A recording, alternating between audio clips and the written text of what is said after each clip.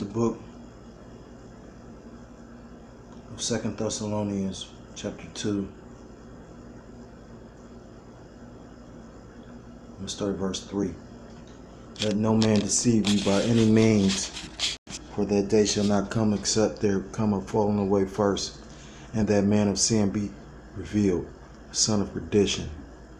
Verse 4, who opposeth and exalteth himself above all that is called Yahweh, or that is worshipped, so that he is as Yahweh, sitteth in the temple of Yahweh, showing himself that he is Yahweh. Verse 5, remember ye not that when I was yet with you I told you these things? Verse 6, and now ye know that, now ye know what withholding, that he might be revealed in his time. Verse 7, for the mystery of iniquity doth already work. Only he who now letteth will let until he be taken out of the way. Verse 8, and then shall that wicked be revealed, whom the Lord shall consume with the spirit of his mouth, and shall destroy with the brightness of his coming. Verse 9, even him whose coming is after the working of Satan, with all power and signs and lying wonders. Verse 10, and with all deceivableness of unrighteousness in them that perish, because they receive not the love of the truth, that they might be saved.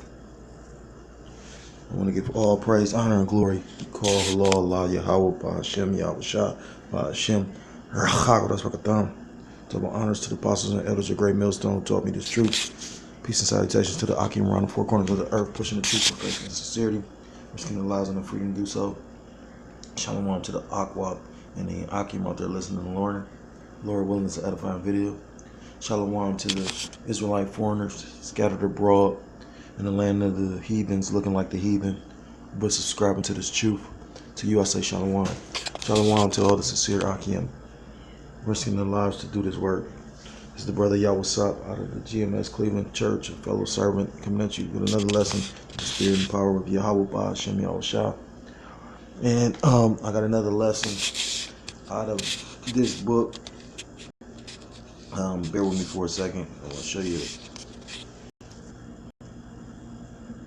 the Pentagon's Brain, an ancestor history of DARPA, America's top secret military research agency, by Annie Jacobson. And basically I brought out that scripture because at the end of the day, this red Hebrew Edomite, this devil, this deceiver, Shantan in the flesh, he is being revealed, the son of perdition, which is meaning the son of destruction, and that's why he's considered this red horse. Wherever he goes, whatever he touches.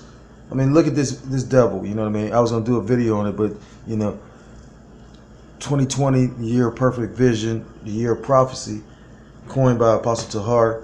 He labeled it the year of prophecy, and then a major prophecy come to unfold where, America, a.k.a. Babylon the Great, shoots missiles or basically assassinates, this top general, Soleimani of Iran, And then show you how he's the devil for real. After the fact he done did all this, he wants to say that they don't want war with Iran though. So that makes me think of multiple scriptures. Isaiah 55, his words are smoother than butter. But then, like I said, at the same time, he's provoking them. He's talking shit. The pride of his heart is lifted up. This man is truly the devil. But I said all that to say this because, with all the power and signs and his lying wonders, and that's the power, the miracles that he's going to be able to perform on the left hand side.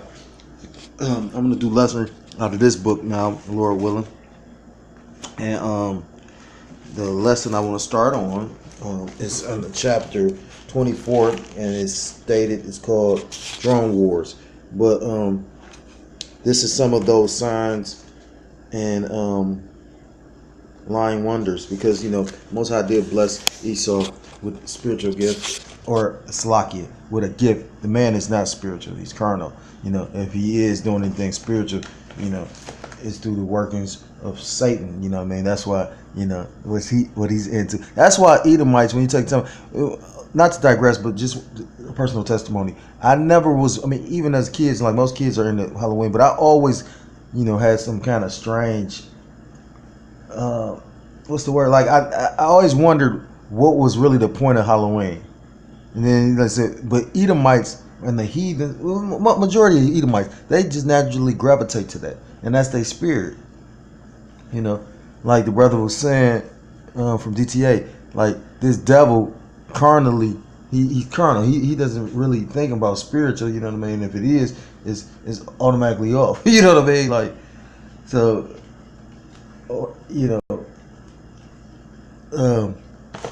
lucky I'm bouncing around up.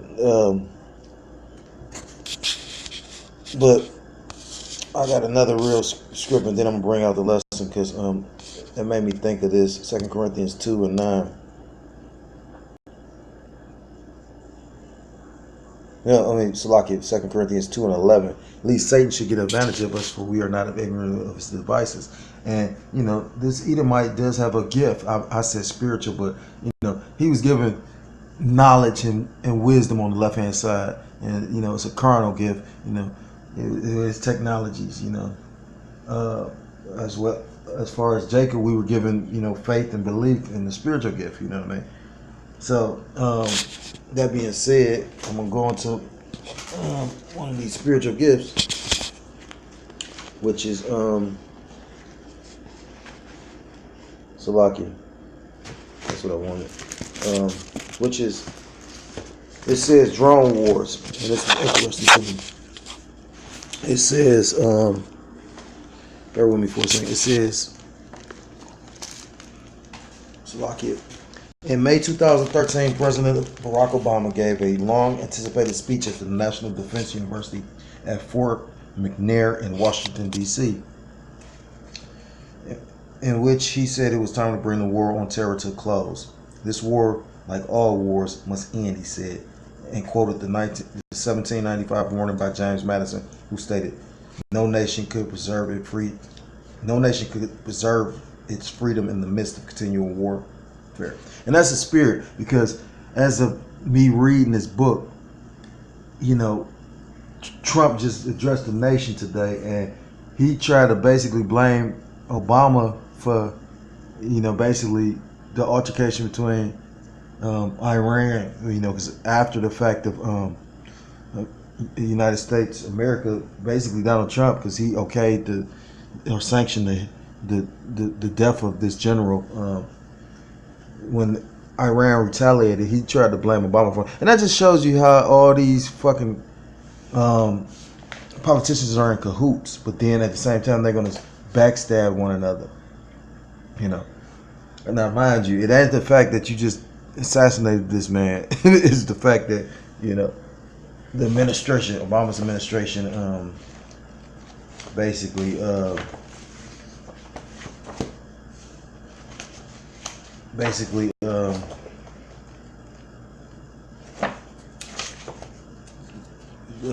helped to pay for the missiles that were shot at those bases in Iraq. Just some complete utter bullshit. And then we living in a time of wars and rumors of wars. I mean, best believe, what's that, Matthew 24 is you hear wars and rumors of wars. At the end of the day, they're trying to make it seem like it's not as serious as it is, But best believe, like this is the beginning of that. Like these people aren't going to quit. Like these people are like they follow through with that much. They just didn't talk like some people do. Say they're gonna do something and don't do it. They literally said they were gonna retaliate. They mourned and then they retaliated. It says, in the context of the history of the modern American war machine, the advanced science and technology of which is spearheaded by DARPA, there was significance in the president's words and symmetry in the locale. It was here at Fort McNair that 55 years earlier, two defense scientists gathered to produce ARPA Study Number 1, the first of thousands of secret and unclassified DARPA studies outlining which weapons would best serve the United States in coming wars. America's at a crossroads, President Obama said. We must define the nature and scope of this struggle, meaning the war on terror, or else it will define us. Much of the rest of the president's speech focused on the use of armed drones. I'm going to stop there.